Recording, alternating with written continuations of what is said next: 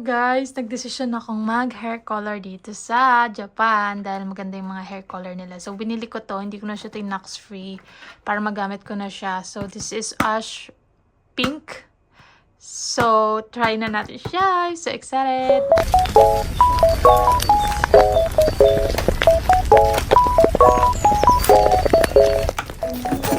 Ang cute! Ang cute!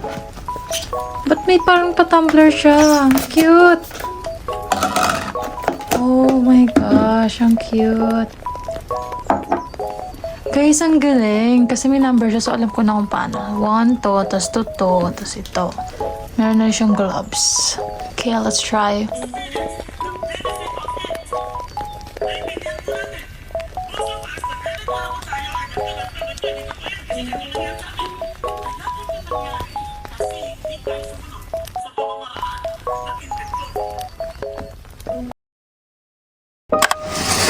Good morning, Yokohama!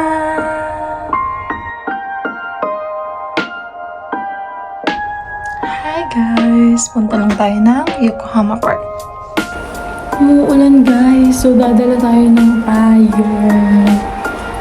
Matulog. Hi guys! Ito na, may payong na tayo. Guys, gutom na ako, so kain muna tayo dito. Sandwich lang tayo.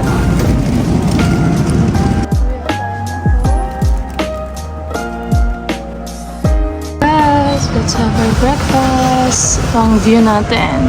Ito na yung Yokohama Park. So, after kung kumain, punta tayo dyan.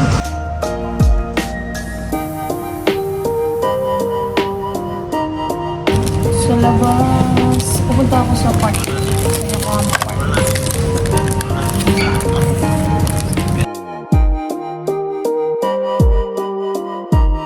Dito na ako sa naghanap ako ng sandwich.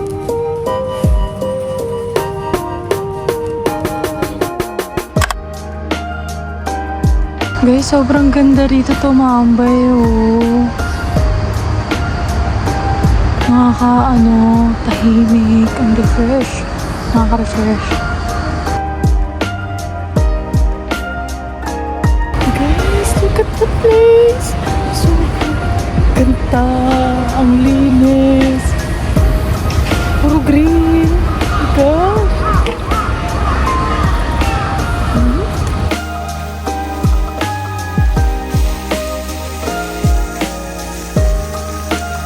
So guys, wala tayong marentan na bike na walang app. So maglalakad na lang tayo. Pero okay lang, sige, push natin ito. Wala guys, may parko. Guys, kaya mas malamig dito kasi dagat na. Dagat na siya.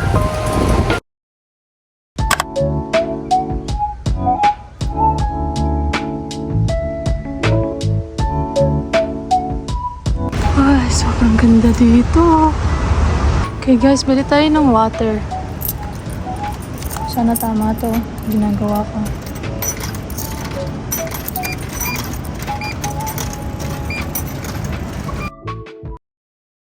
Alam nyo guys, hindi ko inakakalang makakarating ako sa Japan. Like, wala naman sa isip ko. Like, hindi ko rin naman siya pinangarap ng bata ako. Pero I'm so grateful for everything. This is a blessing from God and right timing talaga kasi nag-apply ako ng 2022 pa ng visa pero na-deny siya for a reason. Yun nga sinasabi nila, rejection is just instruction from the Lord. So, ayun, I'm so blessed I'm here and nakakita ako ng lugar na bukod sa Pilipinas at mga iba't ibang tao. Guys, close na yung Gundam. Alam ko naman close siya, pero hindi ko na-expect na wala na talaga siya.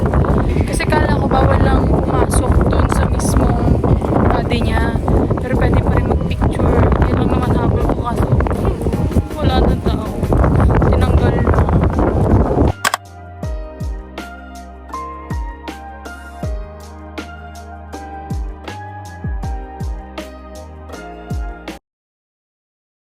Guys, yun yung Shin Yokohama Station. Tapos maglalakad na lang tayo papuntang Ramen Museum. guys, bumili naman ako sa Family Mart kasi gutom na ako. Tapos baka mamaya ay miss na pumasyal pa ako dun sa loob ng museum. Kumain ako agad. So kain na muna tayo. Guys, ito na siya. Guys, yan yung rate nila. So, okay na din. So guys, so libot muna tayo dito sa first floor. Pagpasok natin. Yan. Ito yung history guys. Siyempre hindi ko yung babasahin. Ha? Haba-haba oh. Oh, iba-ibang ramen oh. Parang Japan yan. Oh, yan oh. Mga plato. Ay, mga plato. Mangkok. Ito, baba ng cute oh. Parang ganda mag-picture dito.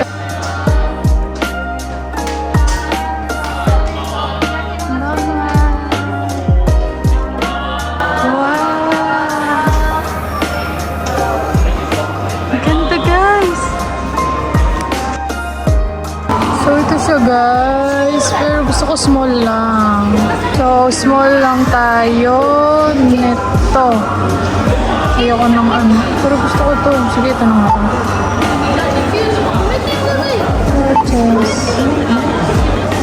Please insert money. First stop, dito tayo. Small ramen lang. May third ramen. Sana masarap na to. Maliit lang siya. Pero malaki na to.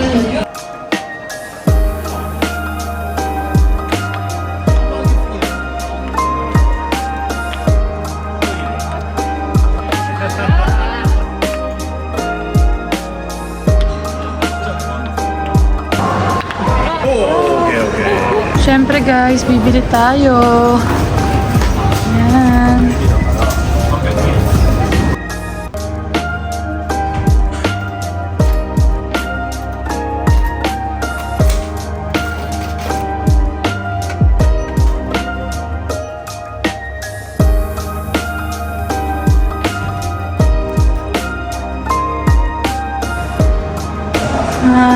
So parang sotang to guys oh.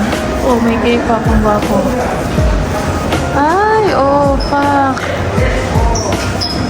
Yan ang mga sangkap niyan.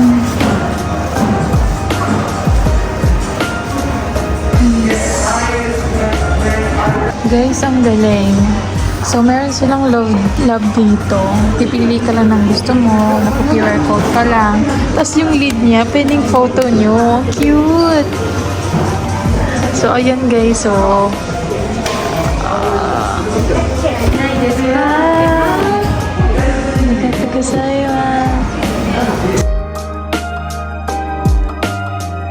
guys, may sale sila. Ang dami ko nakuha mamaya. Ay, naku-excited ako.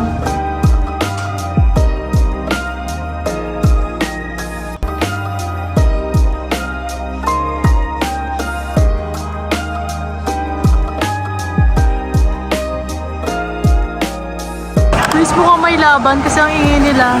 Daming tao dito. Meron nga laban. Pero di ko lang kung ano yan. Bili na lang muna tayo dito. Nagugutom na naman ako. Bili tayo nito. Kain muna tayo dito. Andiyan yung stadium. Guys, kakain tayo ng crabs. Andy Crabs daw. So, let's go. Ayun na. So, guys, ito tayo. Buffet. May crab. Tapos, ayan yung mga kasama niya iba. So, ayan. Nasa 2,980 ang isa daw. Yen na yen. So guys, ang buffet pala rito. Lahat to. Choices. Oh my gosh, ang dami.